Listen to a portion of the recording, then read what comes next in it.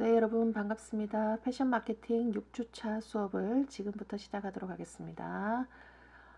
이번 주 수업 내용은요, 표적 시장 마케팅이라고 얘기를 해서 우리가 마케팅, 패션 마케팅이라는 분야에서 상당히 중요한 그런 부분에 대한 것들을 설명을 해야 되는데, 여러분들한테 어떻게 설명을 하면은 좀 더 쉽게 여러분들이 이해할 수 있을지 제가 사실은 상당히 좀 걱정스러운 부분입니다.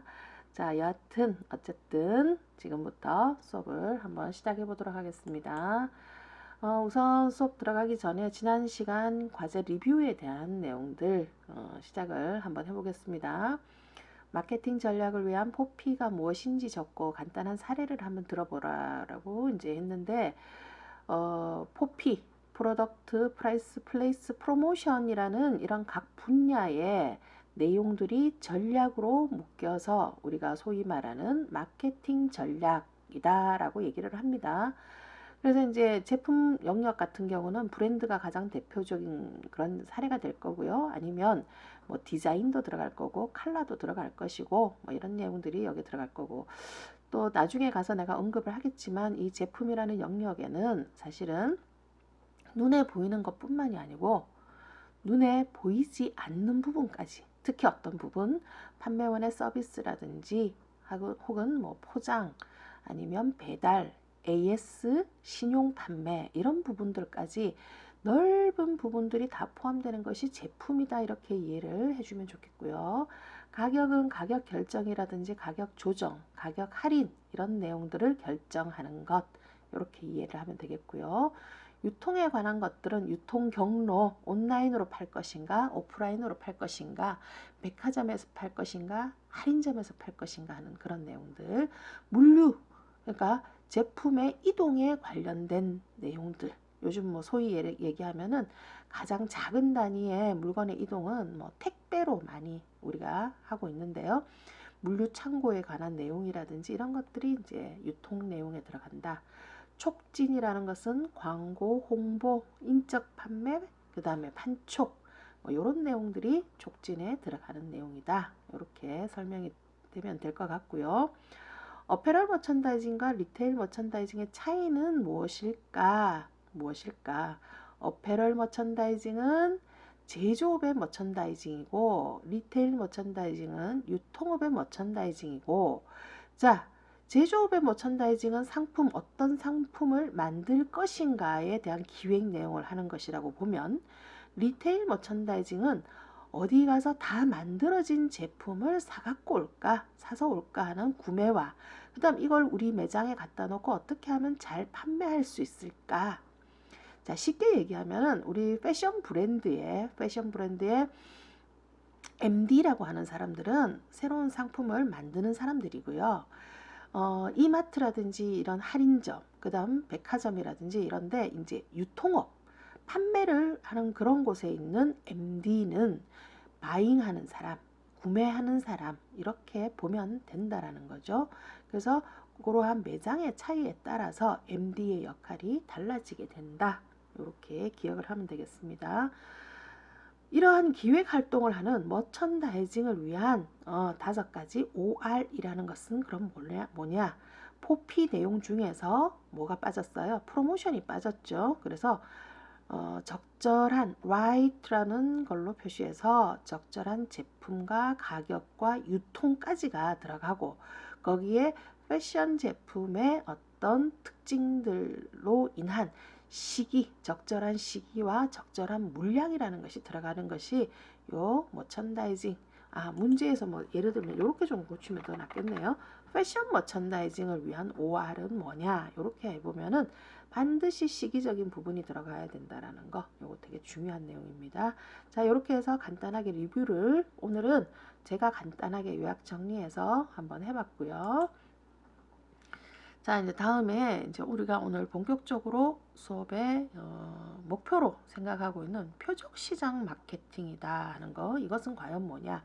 자, 지금부터 우리 모든 마케팅 책에서 다루는 이 표적 시장에 대한 개념을 내가 다시 한번 여러분들한테 정의를 할까 생각 중입니다. 여기에서 말하는 표적 시장이라 함은 다 어떻게 이해를 해야 되느냐? 소비자라고 이해를 해주면 좋겠습니다. 소비자.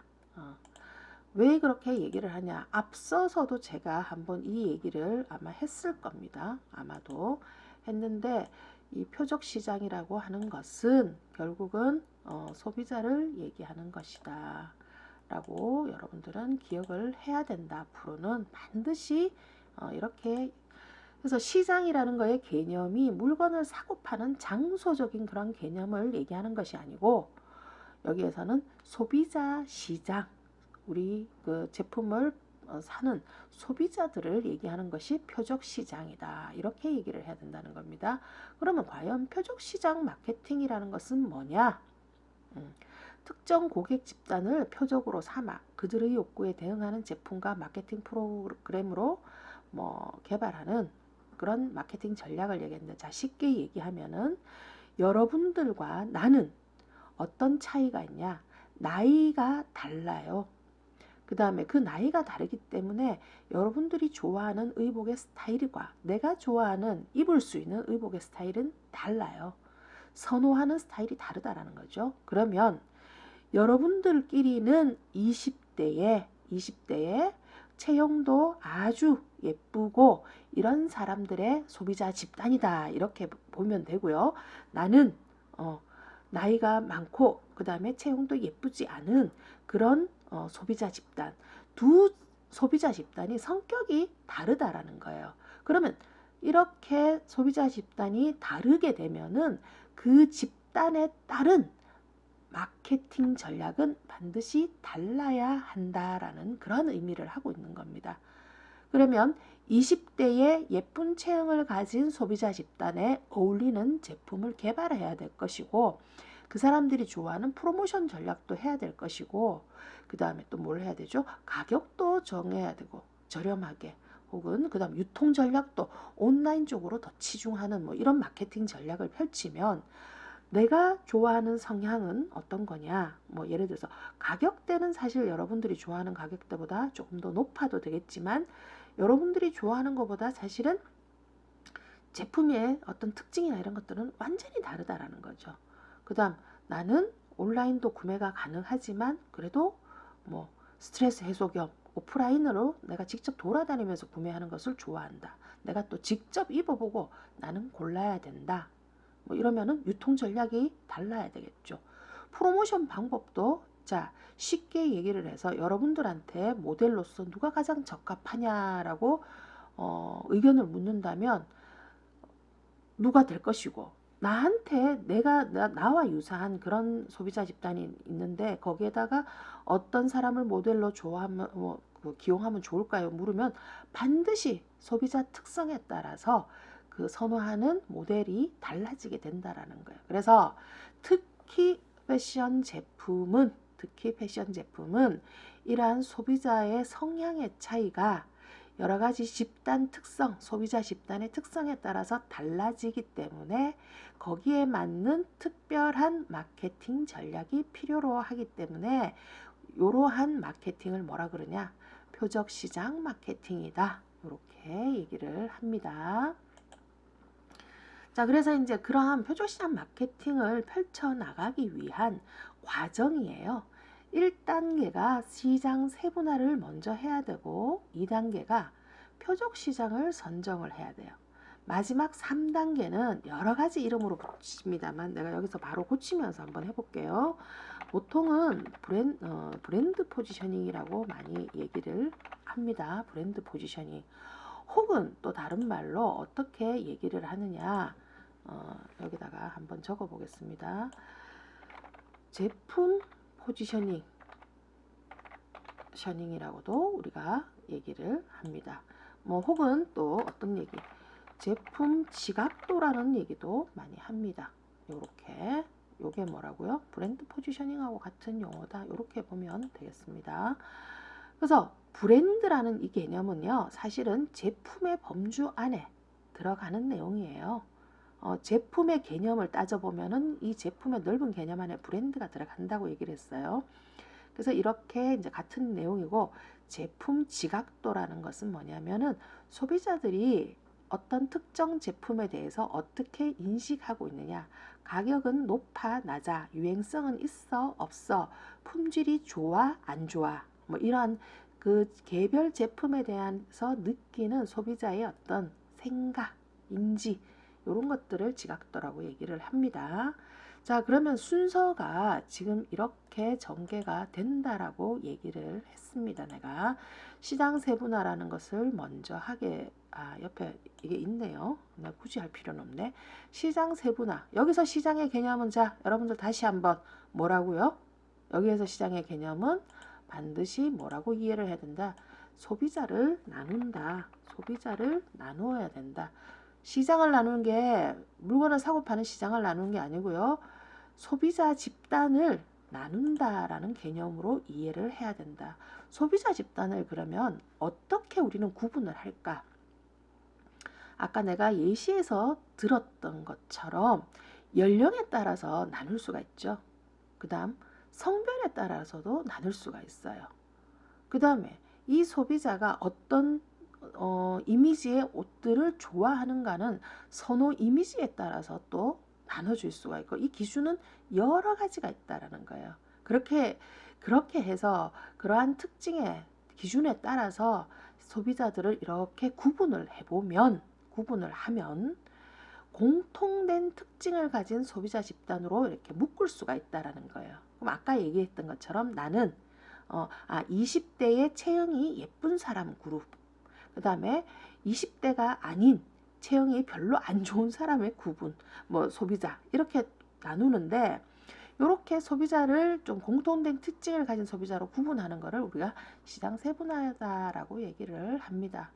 그 다음에 이제 그렇게 전체 소비자가 있으면요, 남자도 있고 여자도 있고, 그 다음에 뭐 그 남자 여자로 일단은 구분을 크게 하고요. 그 다음 그 안에서 또 뭘 나누느냐, 성격이 좋다 안 좋다 이거는 구분하기가 좀 그렇고요.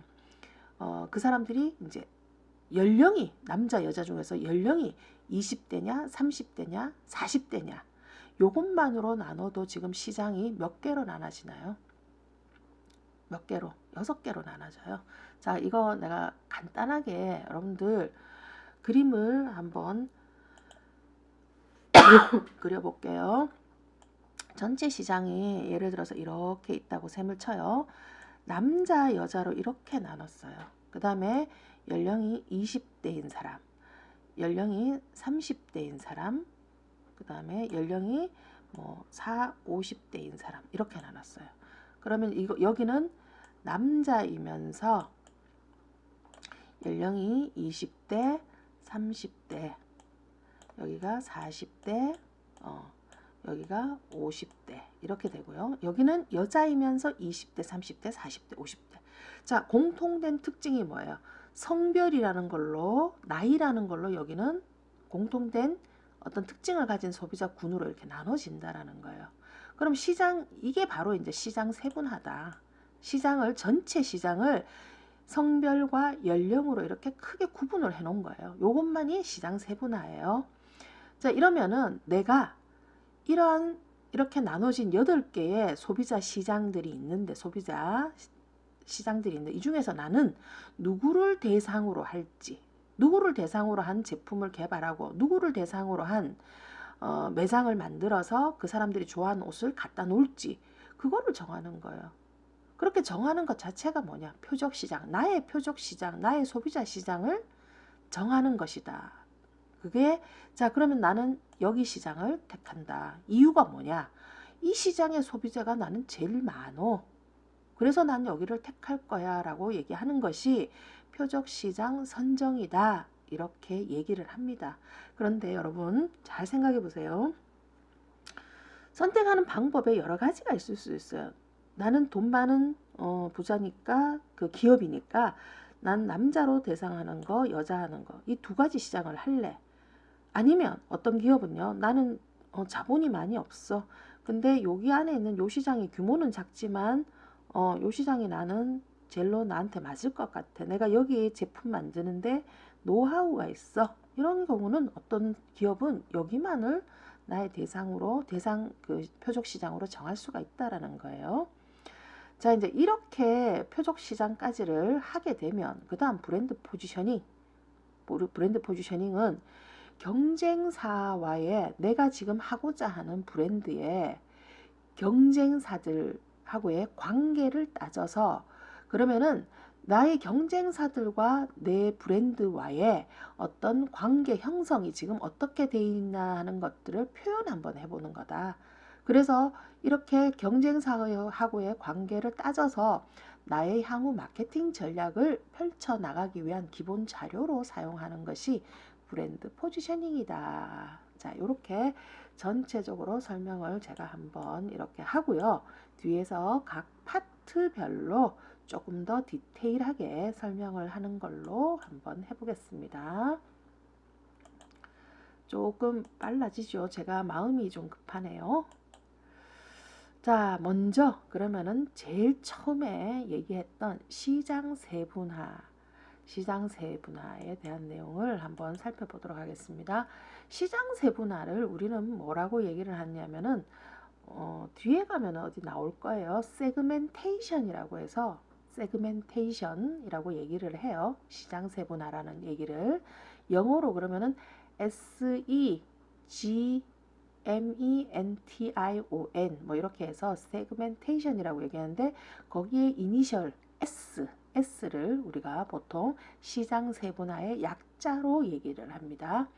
그래서 아까 얘기했는 것처럼 전체 제품 시장을 어떤 기준, 우리가 아까 예시에서 다뤄봤던 것들은 연령과 성별이었어요. 연령과 성별이라는 기준을 이용해서 동일한 특성을 가진 여러 개의 세분 시장으로 나누는 것. 그래서 아까 우리가 연령과 성별에 따라서 시장을 나눴더니 몇 개가 나왔다? 8개의 소비자 시장이 구분이 됐다. 예예요, 예. 이렇게 하는 것들을 뭐라 그러냐? 시장 세분화라고 얘기를 한다. 자, 왜 이렇게 나누느냐? 왜 이렇게 시장을 특히 패션 제품에서는 왜 이걸 이렇게 나누느냐? 제일 서두에 여러분들한테 얘기를 했는 것처럼 패션 제품은 특히 여러 가지 요소에 따라서 선호하는 것들이 소비자들이 너무 다르다라는 거예요. 그래서 우리 전체 대한민국만 예를 들어서 전체 소비자들한테 다 원하는 제품을 만들 수 있는 기업은 없다라고 얘기를 하면 돼요. 그만큼 소비자의 어떤 욕구라든지 이런 것들이 너무나도 다양하다라고 얘기할 수 있습니다. 그래서 기업 입장에서 가만히 생각을 해봤더니 그러면 우리가 정말 잘할 수 있는 표적 시장을 선정을 해서 그 사람들만을 위한 옷을 만드는 것이 뭐 욕구 충족을 위한 어떤 그 제품 개발할 때도 훨씬 수월하고요. 좋겠더라는 얘기죠. 그래서 패션 제품 같은 경우는 반드시 시장 세분화를 많이 하게 된다. 이렇게 설명을 할 수가 있습니다. 그래서 이제 그 시장 세분화를 하는 방법에도 보니까 시장 세분화 기준 혹은 시장 세분화 변수라고 얘기하는 것들을 먼저 선정을 해서 내가 과연 그러면 성별에 따라서 나눌까? 아니면 연령에 따라서 나눌까? 라이프 스타일에 따라서 나눌까? 아니면 소비자들마다의 개성에 따라 나눌까? 아니면 사회 계층에 따라서 소비자 시장을 나눠버릴까? 이런 것들이 다 있다라는 거죠. 그래서 그러한 기준들을 우리가 시장 세분화 변수라고 얘기를 하고 그 변수에 따라 시장을 나누게 돼요. 자, 다시 한번 여기에서 시장의 개념은 누구를 얘기하는 거다? 소비자를 얘기하는 거다. 이렇게 이해를 해야 된답니다. 그 다음에 이제 각 세분 시장별로 이렇게 나눠 놓고 나면 특성이 뭐인가? 뭐 아까 우리가 했던 것처럼 어떤 A라는 시장은 20대이면서 성별이 남자이면서 20대인 시장이 하나 나왔고요. B라는 시장은 여성이면서 20대인 시장. C라는 거는 뭐 남성이면서 30대인 시장. 이런 식으로 세분 시장별 특성이 이렇게 표현이 된다라는 거예요. 요거까지 여러분 이해가 잘 됐는지 모르겠습니다. 자, 그래서 다음 페이지를 한번 넘어가 보면요. 시장 세분화를 했는데 소비자에 따라서 시장 세분화를 했는데 실패의 사례들을 여기서 보여주는 것 같아요. 이 자료가 사실은 조금 옛날 자료인데요. 뭐냐면은 이제 99년도니까 엄청 오래된 얘기네요.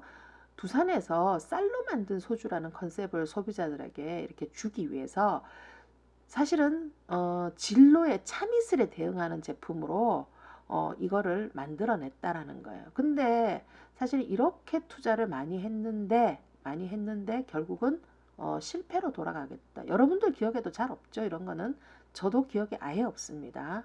그래서 이게 뭐냐면은 마케팅 컨셉에 대해서 쌀과 소주의 연결고리를 잘못 찾았다라는 거. 그래서 소비자들은 어떤 그 용도에 따라서 이런 소주를 원하지 않는다라는데 이 시장을 잘못 찾았다라는 거예요. 잘못. 그래서 이제 재료나 이런 것들에서 소비자가 원하지 않는 제품으로 소비자한테 이제 접근을 했을 때 이게 결국은 실패를 하게 됐다라는 이런 얘기고요. 자, 시장 세분화. 첫 번째 단계가 시장 세분화 변수를 정해야 된다 했죠. 그래서 자, 변수는 크게 자, 여기다가 제가 굳이 적겠습니다. 1번입니다. 1번이고요. 요것을 2번으로 적겠습니다. 그럼 뒤에 여러분들이 기대해야 되는 게 3, 4번도 나올 수 있겠구나라는 것을 기대해 주세요. 지리적인 변수입니다. 지리적인 변수는 소비자가 거주하는 지역을 중심으로 시장, 소비자를 나누는 거예요. 그래서 인구 밀도라 도시의 형태에 따라서 나눌 수가 있는데 인구 얼마 이상이 되는 도시를 서울특별시, 직할시 아니면 대도시, 중소도시 이런 식으로 나누는 거 행정적으로 나누는 것도 되고요. 그 다음에 도시의 규모나 형태 여기다 하나 더 적어 드릴까요? 인구 밀도라는 것이 사실은 그거하고 다 포함되는 건데 도시 규모, 형태, 인구 밀도 이런 것들. 그럼 도시의 형태라는 것은 또 어떻게 얘기를 할 수 있느냐? 예를 들어서 도시가 산촌도 있고 어촌도 있고 도시도 있고 농촌도 있고 이런 여러 가지 구분도 있고요. 그게 다 지리적인 거나 이런 것들에 따라 다른 거잖아요. 그래서 지리적인 변수는 그런 걸로 나누는 거. 그래서 이제 예를 보면 대도시다, 중소도시다, 혹은 강남이다, 강북이다 이렇게 얘기하는 것들이 있죠.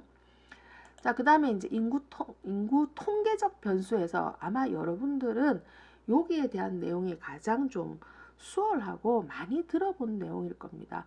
직업, 연령, 성별, 소득, 종교, 교육 수준 이런 것들을 포함하는 것들입니다. 요 잘 기억을 해주면 좋겠어요. 연령과 성별과 소득과 종교와 교육 수준 이런 것들이 있는데 그러면은 연령에 따라서는 소비자 시장을 표적 시장을 어떻게 나누게 되느냐 하는 거 연령에 따라서는 0에서 2세 시장을 인펀트 시장이라고 얘기를 하고요.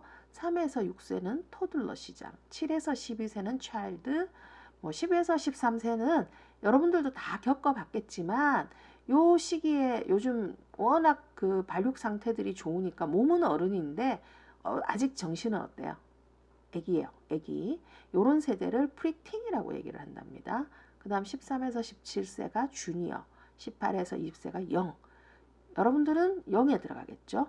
23에서 27세 어덜트, 28에서 37세가 미시, 이렇게 미세스, 실버. 실버가 지금은 50세 이후인데요. 이것도 조만간 어떻게 되면 이 기준이 좀 바뀌지 않을까 싶어요. 요즘 실버가 아닌 사람들이 너무 많잖아요. 자, 그 다음에 이제 성별은 남녀 공통 혹은 우리 패션에서는 이거를 갖다가 또 유니섹스라고 얘기를 하기도 합니다. 남녀 성별에 상관없이 그냥 사이즈로만 구분해서 그냥 입을 수 있는 거 유니섹스라고도 얘기를 하죠. 이런 거는. 자, 그 다음에 이제 소득에 따라서 고급 주문복, 옷뚜 꾸뚜루, 디자이너 브랜드, 브릿지, 베터, 중가, 저가 이런 식으로 나누는데 이거는 제일 비싸고 그 다음 비싸고 그 다음 비싸고 그 다음 비싸고 이게 제일 저렴하다 이렇게 보면 돼요. 이런 식으로 구분하는 것들이 소득에 따라서 여기는 아주 명품이 이 라인까지는 명품이 될 것 같고요. 브릿지는 어떤 게 되냐면은 명품 브랜드의 세컨드 브랜드 같은 개념들 예를 들면 프라다 같은 경우는 미우미우 그 다음에 도나 카란의 뭐 세컨드 브랜드인 DKNY 뭐 이런 것들 있죠. 그 다음에 알마니 같은 경우 너무 비싸요, 그죠? 근데 알마니 같은 경우는 세컨드 브랜드가 알마니 익스체인지 뭐 이런 것들, 아니면 엠포리오 알마니 이런 것들이 브릿지에 들어간다. 이렇게 보면은 소득에 따라서도 나눌 수가 있겠고요. 그 다음 이게 이제 세 번째가 뭐예요? 심리적인 변수다. 심리적인 변수는 어떤 거냐? 사회계층, 라이프 스타일, 개성이나 성격 같은 경우. 사람의 성격이 옷을 입는 거에 좀 영향을 많이 미친다고 그렇게 얘기를 하잖아요. 사람의 성격이. 그래서 이제 그 얘기가 들어갈 거고요. 사회계층에 관한 거는요.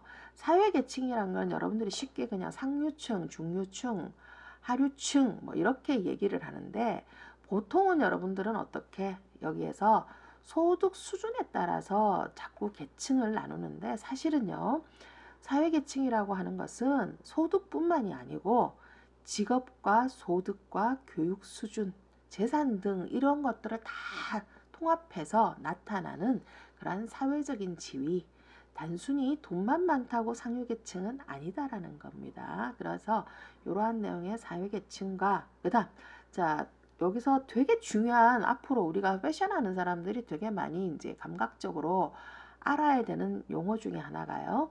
라이프 스타일이라는 용어입니다. 라이프 스타일. 그래서 이 라이프 스타일이라는 건 뭐냐? 한마디로 얘기하면은 사람들이 살아가는 방식, 나만의 삶의 방식, 그것을 라이프 스타일이라고 얘기를 하는데, 자 여기에서 활동, 관심, 의견 등과 같이 각 개인이 나름대로 살아가는 삶의 방식을 라이프 스타일이라고 얘기를 해요.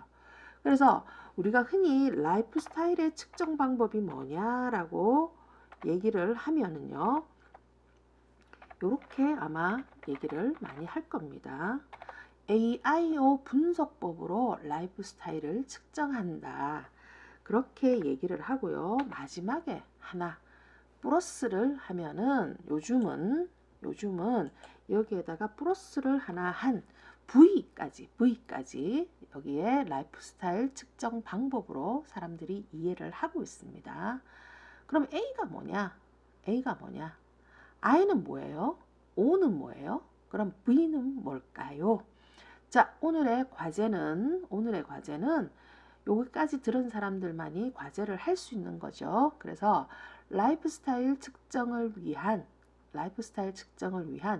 AIOV 분석법이라는 것이 있는데, 이것이 과연 무엇일까를 여러분들이 조사해서, 오늘은 여러 장을 하지 마세요. 여러 장을 하지 말고 간단하게 파워포인트 한 장에다가 AIOV에 대한 분석법에 대한 내용만 간단하게 과제 형식으로 그냥 적어서 본인 이름 적고 해서 내면 되겠습니다. 본인 이름으로. 그 대신 파일의 형식은 우리가 매일 하는 것처럼 그렇게 정확하게 오늘 같은 경우는 6주 언더바 패션 마케팅 언더바 그 다음 본인 이름 해서 파일의 형식을 만들어서 제출을 해주면 되겠습니다.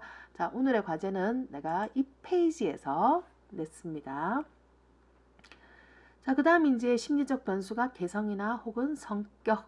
이거는 나만의 어떤 독특한 심리적 특성을 얘기하는 그런 용어가 되겠죠. 그죠? 그래서 대표적으로 심리적 변수에 해당하는 내용은 사회계층이나 라이프 스타일이나 개성이나 성격에 해당되는 이러한 변수들이 많이 이용이 된다. 이렇게 기억을 하면 되겠습니다. 자, 마지막 변수가 되겠습니다. 4번으로 행동적 변수가 되겠네요. 상품과 관련된 소비자의 행동과 관련 있는 변수다. 이렇게 얘기를 해서요. 그러면 소비자들이 제품을 살 때 추구하는 편익, 어떤 것 때문에 이 제품을 살까? 어떤 것 때문에? 뭐 예를 들어서 내가 오늘 배가 고파서 편의점에 가서 우유를 샀다. 왜? 배가 고프니까 배부르게 먹으면서 뭐 그냥 간단하게 손에 집히는 제품이 우유기 때문에 이런 거. 그러면 거기에서 소비자가 느끼는 편익은 뭐다? 편리성이나 뭐 이런 것들. 편의점에서 그냥 손에 쥐는 우유, 뭐 편리성 이런 것들이 될 거고요. 예를 들어서 어느 누군가가 뭐 한 1,000만 원짜리 모피코트를 샀어요. 그러면 그 사람은 그 모피코트를 삼으로써 자기가 추구하는 편익이 뭘까요?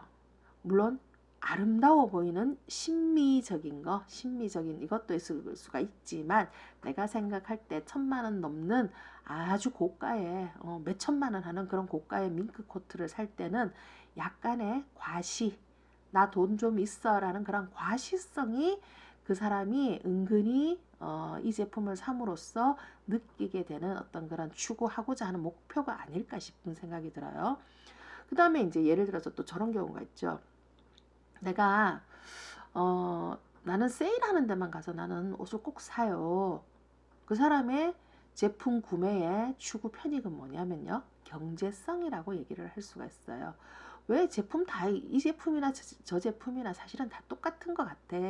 이왕이면 나는 싸게 사는 거, 싼 거를 살 거야 라고 이렇게 표현하는 그러한 경제성에 관한 어떤 추구 편익으로 사람이 물건을 구매할 수도 있다라는 겁니다. 그죠? 그래서 그 추구하는 편익이 어디에 가 있느냐 하는 것이 행동적 변수에 들어가는 거고요. 사용 상황. 일할 때 입는 옷과 여가를 즐길 때 사회적인 모임을 가질 때마다 어떤 상황에서 입는 옷이냐라는 거죠. 그래서 일할 때 입는 옷은 작업복, 여가할 때는 뭐 헬스 트레이닝복, 사회적 모임을 갈 때는 아주 공식적인 그런 정장 스타일을 입는다든지 그런 사용 상황과 그다음 사용량에 해당하는 내용입니다. 사용량에 해당하는. 그래서 예를 들면 다량 사용자, 중량 사용자, 소량 사용자 등 제품을 사용하는 양인데 자 이거는 이제 어디냐? 예를 들어서 내가 매장을 하는 사람이다. 그러면은 그 사람은 식당을 하는 사람이면은 식료품을 사더라도 어떻게 해요? 다량 사용자의 대용량을 사겠죠. 그다음 나는 그닥 그렇게 뭐 규모가 크지 않은 식당을 그냥 해. 그런 사람들은 그래도 집에서 가정용으로 쓰는 것보다는 조금 더 많이 사지만 중량을 쓰겠고 일반 가정 생활에서 사용하는 식료품은 소량을 사용한다. 그래서 이제 그런 것들에 따라서 유통의 형태가 달라지기도 해요. 뭐 일반적으로 요즘 뭐 많이 나오는 그 식자재 마트 이런 데는 주로 누가 가요? 식당 관련 하는 사람들 이런 사람들이 많이 가죠. 그렇지만 뭐 홈플러스라든지 이런 가까운 데 있는데 특히 또 이제 어디 편의점 같은 데는 소량 사용자 혹은 1인 가구 사용자 1인 가구 이런 사람들이 많이 사용하기 때문에 소량 패키지로 이렇게 되어 있는 것들이 많다 이렇게 얘기할 수가 있죠. 마지막으로 브랜드 충성도 다른 말로 브랜드 로얄티라는 얘기를 많이 합니다. 브랜드 로얄티라고 얘기를 해요. 그래서 특정 브랜드를 반복적으로 구매하는 그러한 정도가 높은 사람을 뭐라고 얘기를 하느냐? 브랜드 충성도가 높다라고 얘기를 합니다. 특별히 이제 개인적인 선호에 따라서 개인들이 좋아하는 그런 브랜드가 다 있기 마련이죠. 그러면은 자기가 선호하거나 만약에 내가 뭔가를 구매하게 되면 나는 꼭 그 브랜드를 구매하겠어라고 하는 사람들은 브랜드 충성도가 특정 브랜드에 되게 높은 사람들이다.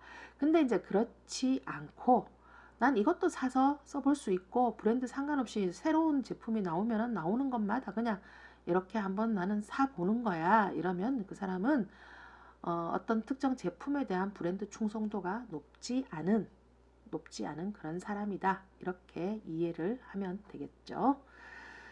자, 그리고 이제 여기서 이제 그래서 아까 여러분들한테 소개드렸던 이 예는 실패 사례는 일단 제가 좀 지워버리겠습니다. 별로 재밌는 예시가 아니고요. 자, 요 내용이 사실은 되게 이제 시장 세분화 적절하게 성별에 따라서 시장 세분화를 했는데, 자, 타겟이 누구냐? 타겟 이퀄 표적 시장입니다.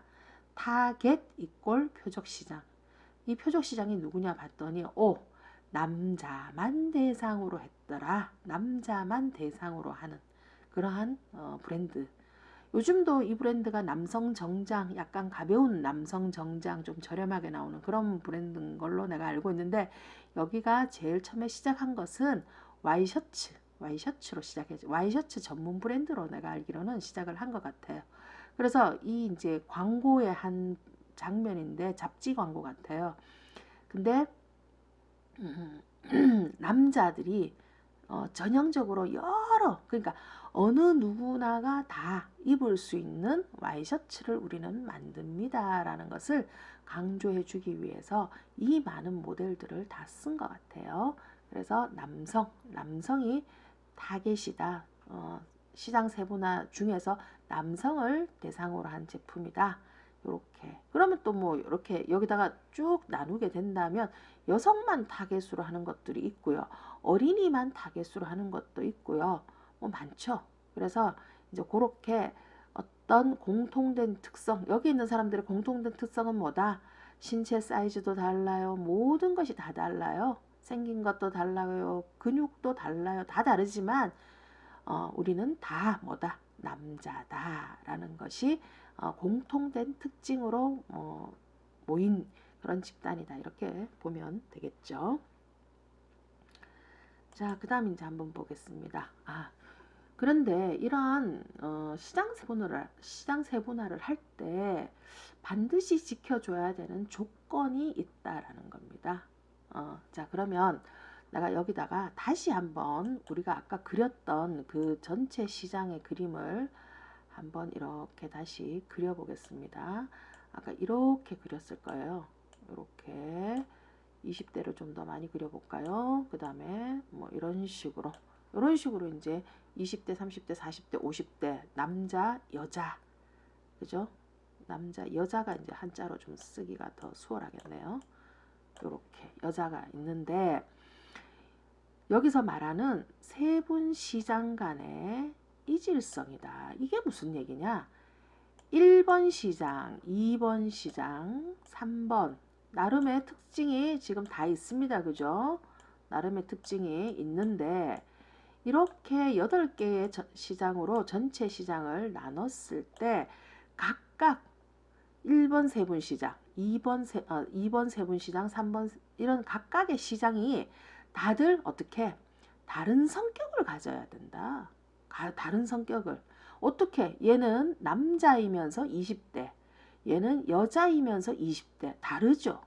그 다음 얘랑도 또 달라요. 얘는 남자이면서 30대래요. 그럼 달라요. 이거도 달라요. 그래서 이 8개의 시장이 서로가 다 각각 다른 특징을 갖고 있는 시장이어서 세분 시장 간의 이질성, 성격이 다르다, 뭐가 다르다라는 이질성으로 이렇게 표현을 하고 있습니다. 이렇게. 그 다음에 측정 가능성이라는 이 얘기가 이제 뭐냐면은 자료의 정황을 가지고 각각 세분 시장의 규모가 이 세분 시장의 규모가 측정 가능해야 된다는 거예요. 그러면은 20대이면서 남자인 이 시장의 규모는 한 어느 정도 되지? 라는 게 가늠이 돼야 된다. 인구 통계적인 어떤 그런 통계를 기준으로 한다든지 인구 밀도라든지 우리나라 인구의 구성이라든지 이런 것들로 이게 시장에 대한 특징들이 규모가 이게 그냥 그림에 내가 이렇게 임의로 그린 거예요. 이거는. 근데 6번 시장은 규모가 한 몇 명 정도 될 것 같아. 1번 시장은 규모가 얼마 정도 될 것 같아. 뭐 이런 것들이 각각 여러 가지 자료 정황을 가지고 측정이 가능해야 된다. 규모가 측정 가능해야 된다. 이 얘기고요. 충분한 규모의 시장이 만들어져야 된다 하는 것은 지나친 시장 세분화는 동질성은 높아지나 시장의 규모가 자꾸 축소된다는 얘기예요. 이게 무슨 얘기냐? 지금 현재 여기에서 시장을 이렇게 나눠 놓은 것은 성별과 연령에 따라서 8개의 시장으로 나눠 놨어요. 그런데 내가 욕심이 좀 과하죠. 그래서 어떻게 하느냐? 하나의 기준을 더 적용을 시켜보는 거예요. 그러니까 계층 구조로서. 그러면은 여기다가 남자 시장 여기만을요. 뭐라고 치냐? 상, 중, 하로 고쳐요. 여기가 그러면 어떻게 돼요? 남자이면서 20대이면서 상류층에 속하는 사람. 그죠? 이렇게. 그럼 여자도 또 마찬가지로 상, 중, 하로 이렇게 고쳐야 되겠죠. 그러면 여기에 속한 사람들의 공통된 특질은 뭐다? 특징은 세 가지나 돼요. 그래서 공통된 특징은 높아지지만 어떻게? 인원은 줄어들게 된다는 거예요. 인원이 줄어들게 되겠죠. 시장 세분화 기준을 자꾸 여기다가 중복을 시키며. 그래서 동질성은 높아지나 시장의 규모가 작아지기 때문에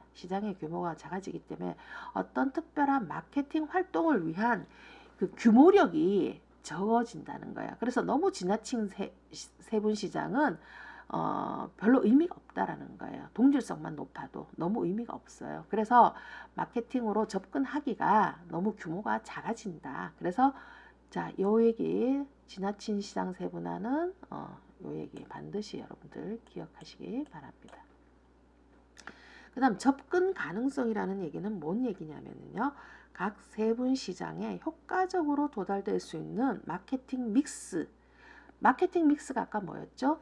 제품, 가격, 유통, 촉진 이런 각각의 전략적 믹스 내용이 효과적으로 잘 시장 내에 적용이 될 수 있는 그런 접근 가능성이 있어야 된다 이런 얘기예요. 만약에 내가 어떤 이 시장을 대상으로 해서 요 시장을 내가 대상으로 해서 뭔가 마케팅 효과 믹스를 적용을 시키려 했더니 이게 적용이 잘 안 되는 시장이야. 여러 가지로 뭐 규모가 너무 작아서도 될 수가 있겠지만 이 시장 자체가 별로 의미가 없어요. 그러면은 이거는 효과적인 시장 세분화를 한 것이 아니다라는 거예요. 그래서 이러한 내용들을 여러분들이 잘 기억을 하고요. 여러분들이 이렇게 잘 기억을 하고 한 번쯤 요거는 엄청 중요한 내용인데 제 생각에도 이렇게 설명을 듣는다고 해서 여러분들이 완벽하게 이해가 돼 있는 거라고는 생각을 하지 않습니다. 자, 그래서 요쯤에서 내가 지금 다시 한번 쉬어가기를 한번 하겠습니다. 여러분들한테 이미 내가 다른 책은 내가 모르겠지만 패션 마케팅 책은 우리가 교재로 사용하는 책은 2년 내내 우리 과에 있는 한 그 책은 반드시 봐야 되는 책이다라고 얘기를 드렸습니다. 내가 복식사 책을 다 구매를 하라 그 얘기는 안 하는데요. 패션 마케팅 책은 내가 애시당초부터 얘기했듯이 반드시 여러분들이 이제 구매를 해야 된다라고 얘기를 했습니다. 이 시점이 이제 지금이 된 것 같습니다. 지금이. 그래서 제가 다음 수업부터는요. 아예 여러분들한테 교재를 펴라고 얘기를 할 수가 있어요. 그래서 오늘 요 수업을 듣게 되면요. 바로 여러분들이 책을 구매를 좀 하면 좋겠다라고 생각을 합니다. 자, 그래서 다시 한번 내가 이렇게 친절한 사람은 아닌데요. 자, 우리 교재 안내를 다시 한번 하겠습니다. 책의 제목은요. 패션 마케팅이고요. 그 다음 수학사입니다. 수학사. 그 파란 책이요. 파란 책 껍데기요. 이런 얘기 하지 말깁니다. 그 다음에 대표 저자가 안광호 이렇게 되고요. 황선진. 그 다음에 한 분은 내가 아는 분인데 지금 기억이 안 납니다. 갑자기 성함이 생각이 안 납니다. 그래서 땡땡땡땡땡 한 분이 더 계세요. 그렇게 해서 이찬진인가? 정찬진 정찬진 이렇게 해서 세 분이 쓰신 책이에요. 요게 우리 교재니까 다음 수업할 때까지 여러분들이 이것을 준비해서 이제 이거는 옛날 같으면은 뭐 출판사에 직접 준비하고 막 이랬는데 이제 그거 안 될 것 같으니까 여러분들이 어떻게 하느냐 개별 인터넷 주문을 해서요. 그래서 책을 들고 있으면은 다음 시간부터 제가 예시 자료라든지 이런 것들을 참고를 하겠습니다. 참고를 하면서 읽어보라. 그 다음 어디를 봐라. 이렇게 할 테니까 반드시 다음 주까지 이 책을 구매를 하시기 바랍니다. 자, 그 다음 페이지 지워야 되겠네요. 자, 그래서 이제 그 다음 페이지 요점 정리 뭐 이런 게 있는데요. 지나친 시장 세분화는 크기를 작게 하여 이익을 줄게 한다. 이거는 어디하고 아까 상관 있는 얘기예요? 어디하고? 충분한 규모의 시장이 되어야 된다. 이 얘기입니다. 자, 그래서 적합한 표적일 경우 마케팅 노력은 그 집단에 초점을 맞춰야 된다. 집단 어디? 표적 그 집단이라는 거는 표적 시장 혹은 타깃 뭐 이렇게 표현을 합니다. 자사의 상표가 전체 시장의 지배적인 경우는 모든 세부가 아니고요. 요거 자 수정하겠습니다. 세분 시장에 소구 알려야 한다. 모든 시장을 만족시킬 수 있도록 해야 된다. 근데 사실은 이러한 전략은요 너무 힘든 거예요. 자, 이 페이지 내가 안 보는 걸로 하고 살짝 지우겠습니다. 자, 이제 이렇게 하면은 제가 오늘은 이 분야의 내용이 상당히 여러분들이 이해하기 내가 나랑 대면을 하고 있어도요 사실은 상당히 이해하기 좀 어려운 부분이 돼서 오늘 좀 천천히 좀 여러분들한테 이해를 시키려고 제가 지금 노력을 하고 있습니다. 그러면 제가 조금 뒷장으로 한번 넘어가 보도록 하겠습니다. 뒷장으로 넘어가서 자, 여러분들이 요거는 이제 많이 볼 겁니다. 다시 한번 좀 정리하는 겸해서 시장 세분화라는 것은 무엇이냐? 전체 소비자들을 어떤 기준을 이용하여 동질적인 세분 시장으로 나누는 과정. 그래서 이 나누기만 하는 거를 시장 세분화. 자, 다시 한번 얘기합니다. 여기서 시장이라는 것은 무엇이다? 시장이라는 것은 소비자 시장, 소비자들을 구분한다. 그래서 공통된 특징을 가진 소비자를 갈라놓는 거, 특징이 있는 소비자들끼리 갈라놓는 거, 이거를 시장 세분화라고 하고 있다. 이 얘기고요. 그 다음 여기에서 이제 순서는 뭐냐? 시장 세분화 변수를 먼저 정하고 시장 세분화를 하고 각 세분 시장별 특징을 파악하는 것, 이러한 순서로 시장 세분화는 진행이 된다.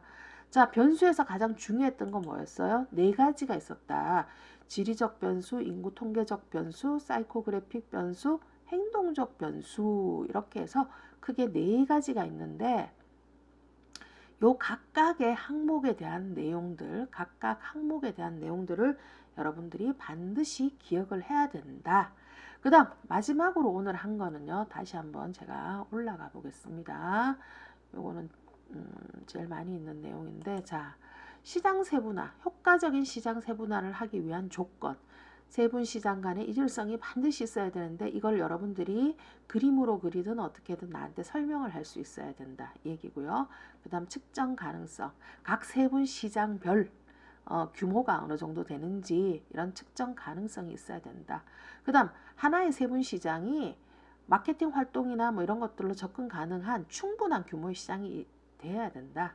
그 다음에 여러 가지 다양한 마케팅 믹스 전략이 접근 가능해야 된다. 각 그 표적 그 시장 세분화된 세분 시장별로 이러한 조건까지가 오늘 크게 수업의 내용이다. 이렇게 얘기를 할 수가 있겠습니다. 자, 그래서 오늘은 일단은 요까지만 하고요. 제가 슬라이드 한 페이지를 좀 만들어 보겠습니다. 여러분들의 의견을 받습니다. 무슨 의견을 받고자 하느냐? 여러분들이 또 조금 번거로워 할 수도 있는 그런 부분입니다만은 자, 제가 의견을 좀 적어 보도록 하겠습니다. 언제가 될지는 모르겠습니다. 저는 5월 7일, 6일 날 여러분들 얼굴을 보기를 바랍니다만 혹여 만약에라도 우리가 그때 못 보면은 다음 주부터 여러분들 이거 혹시 한번 들어봤는지 모르겠어요. 줌을 이용한 실시간 강의에 대한 의견을 주세요. 그러니까 한 페이지 파워포인트 한 페이지에다가는 오늘 내가 아까 낸 문제에 대한 답을 적고요. 그 다음 페이지에 그냥 자유롭게 이건 내가 읽어보고 버릴 겁니다. 그래서 1번 다음 주부터 줌을 이용한 실시간 강의를 내가 하고 싶은데 여러분들은 어떻게 생각하는지 거기에 대한 의견을 주세요. 이미 지금 2학년들하고 패디과 2학년들 같은 경우는 내가 한 2주 전부터 줌을 이용해서 실시간 그냥 강의를 하고 있습니다. 하고 있는데 여러분 얼굴을 내가 볼 수도 있고요. 여러분도 내 얼굴을 물론 볼 수가 있습니다. 그리고 내가 그 수업 시간에 바로 수업을 진행을 하는 겁니다. 바로 진행을 하는 거고요. 그 다음에 이렇게 됐을 경우에 내가 정해진 시간에 여러분들이 들어와야 된다는 거, 같이 앉아서 수업을 해야 된다라는 내용이고요. 그 다음 내용에 따라서 내가 뭐 수업 자료나 이런 것들은 수업 끝난 후에 개별 단톡으로 이용해서 자료를 줄 수도 있어요. 줄 수도 있고 그런 거는 괜찮은데 여하튼 여러분들이 그러면은 다 어떻게 해야 되느냐, 줌이라는 앱을, 그래서 네이버에 보면은 네이버인가 어디지, 크롬에서 줌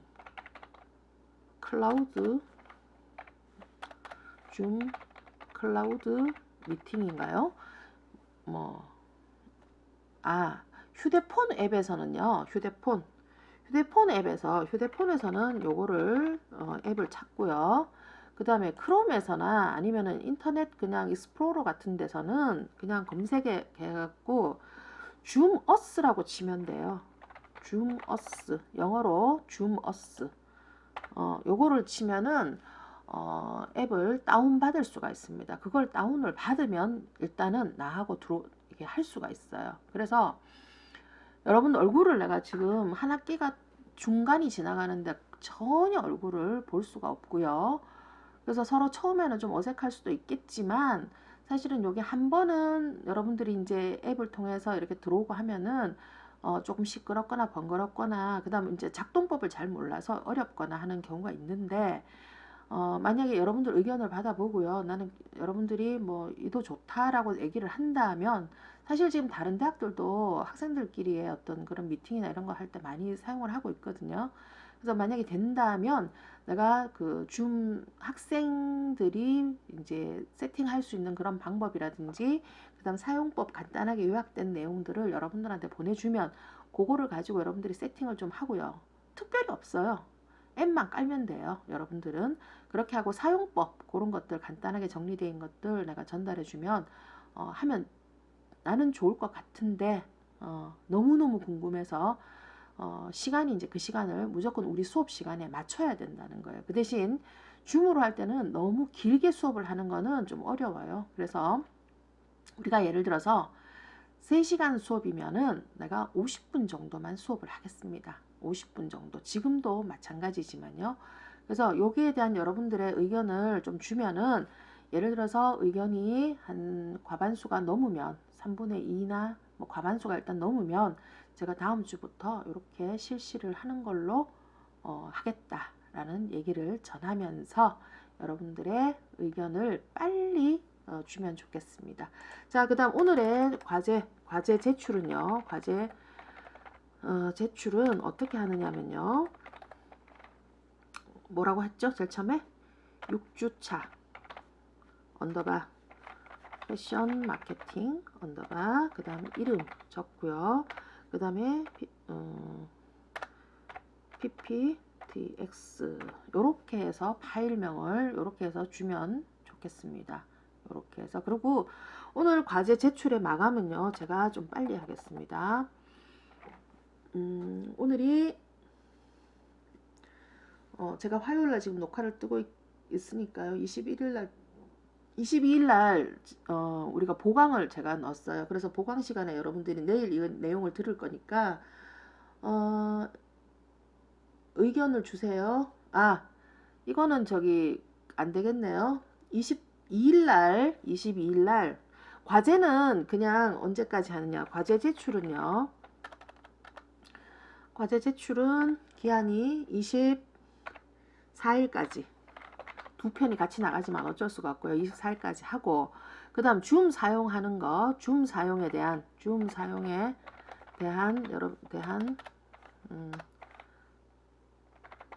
의견은요, 카톡으로 주세요.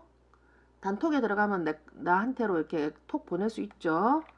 나한테 신원에 찾아서요. 그래서 나한테 언제까지 주면 되느냐? 내일 오후까지 주세요. 그래서 22일 오후 6시까지 의견 송부 이렇게 줌 사용에 대한 거.